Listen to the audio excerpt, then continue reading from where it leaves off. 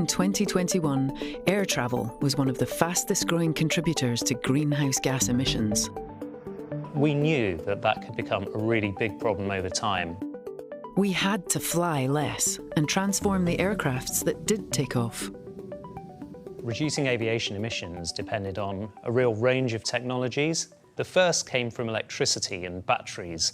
Then there was hydrogen, which, when it burns, forms water vapour, as opposed to carbon dioxide.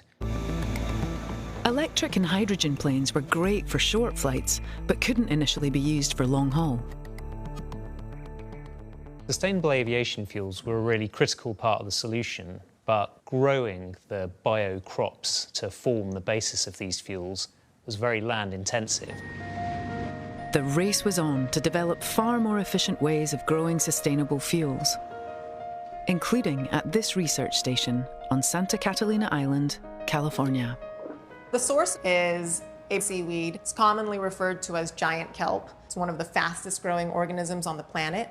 Under ideal conditions, it can grow over 1 foot per day, which is incredible. And we identified this species as an ideal source of biofuel because you don't need land, you don't need fertilizer or pesticides.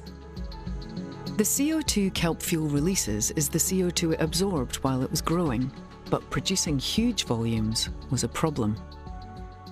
You have sunlight near the surface, but nutrients are found in deeper waters. And so the question was, how do we get kelp, both of those things, all the time, so that we can grow it on a scale that is competitive?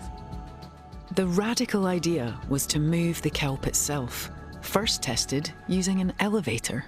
This pole is where we attached the kelp, and this was connected to a buoy at the surface that would raise the structure during the day and then lower the structure at night to reach nutrient-rich depths. After 100 days, they compared the kelp to that grown at a control site. The ones that were on the elevator weighed 4 times more than the kelp that we recovered from the native kelp bed. Their success proved the potential to farm large quantities of kelp for fuel.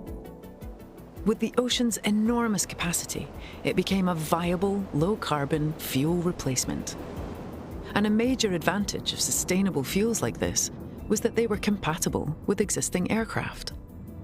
I was elated to be part of that work. Aviation has been one of the most difficult industries to decarbonize,